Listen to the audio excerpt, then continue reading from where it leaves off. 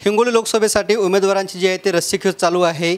आपण जर बघितलं तर भाजपमध्ये डझनभराच्या वर नेते जे आहेत ते इच्छुक आहे। मागच्या काही वर्षापासून ते तयारी करत आहेत। मात्र आता नव्यानं आलेले राज्यसभेचे नवनिर्वाचित खासदार अशोकरावजी चव्हाण यांचे निकटवर्ती असलेले डॉक्टर अंकुश देवसरकर ही हिंगोली लोकसभेसाठी इच्छुक असल्याचं बोललं जात आहे आणि त्यांची चर्चा जी आहे ते हिंगोली लोकसभेमध्ये जोरात सुरू आहे। ते महायुतीकडून आता निवडणूक रिंगणामध्ये उतरणार असल्याची आपल्याकडे माहिती आहे आणि यावर बोलण्यासाठी आपल्यासोबत आहेत डॉक्टर अंकुश देवसरकर।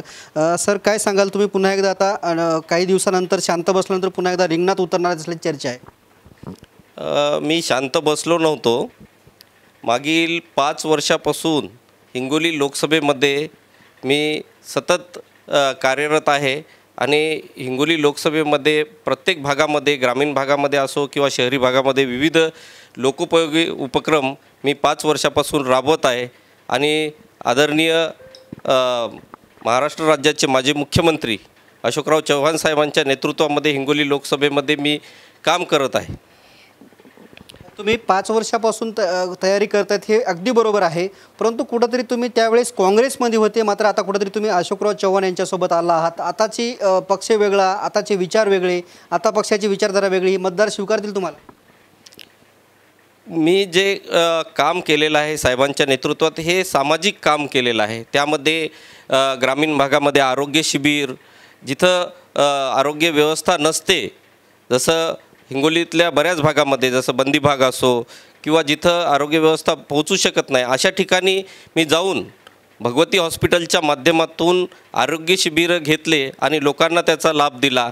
युवकांसाठी विविध उपक्रम राबवले, स्पर्धा परीक्षेचे उपक्रम राबवले, युवकांना प्रेरित करण्याच्या दृष्टीनं अनेक क्रिकेट असो, कबड्डी असो असे खेळाचे सामने आयोजित मी मागील 5 वर्षापासून हिंगोली लोकसभेतले प्रत्येक विधानसभामध्ये मी 5 वर्षापासून राबवत आहे।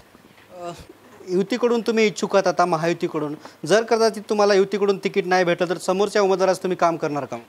नक्कीच काम करणार, कारण ज्या कोणी मी इच्छुक आहे, पण जो कोण उमेदवार राहील त्यासाठी आम्ही साहेबांचा आदेश हा आमच्यासाठी शिरसावंत असतो।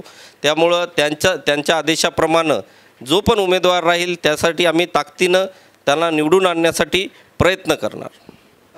महायुतीमध्ये अनेक पक्ष आहेत, नेमकं कुठल्या पक्षाकडून तुम्ही लढणार आहे त्याचा काही विचार वगैरे झाला का अजून का नाही? अशोकराव चव्हाण साहेबांनी जो आदेश दिला त्याचं आम्ही पालन करणार आहे आणि नक्कीच माझं कार्य आणि मागील 10-15 वर्षापासून जे रुग्णांची सेवा करत आहे, कोरोनामध्ये जे मी काम केलेलं आहे, मराठवाड्यातील पहिले प्रायव्हेट कोविड सेंटर मी सुरू केले आणि त्यामध्ये हजारो रुग्णांना लाभ मिळालेला आहे आणि विविध रस्त्याची कामं असो, स्वखर्चातून भरपूर मी लोकोपयोगी कामं केलेले आहेत आणि लोकांमध्ये त्यामध्ये नक्कीच लोकांमध्ये सुद्धा मी जे फिरत असताना जे मला प्रतिसाद मिळालेला आहे, त्यामुळं मला नक्कीच असं वाटते की हिंगोली लोकसभेची उमेदवारी मिळण्याची दाट शक्यता असं मला वाटते। निश्चितच हे होते डॉक्टर अंकुश देवसरकर। मी गेल्या 5 वर्षापासून मतदारसंघात विविध कामं करतोय, त्यामुळे मला मतदारच स्वीकारतील आणि मला उमेदवारीही मिळेल अशी आशा जी आहे ते डॉक्टर अंकुश देवसरकर यांनी व्यक्त केलेली आहे। नेमका आता पत्ता कुणाचा कट होते आणि संधी कुणाला भेटते हे बघणं तेवढंच महत्त्वाचं आहे। कॅमेरामॅन शिवाजी शिंदेसह मी रमेश चेंडके, TV9 मराठी, हिंगोली।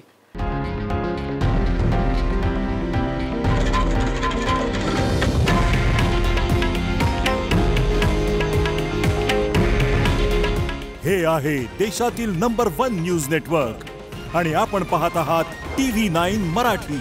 काळजी तुमची, हित महाराष्ट्राचं।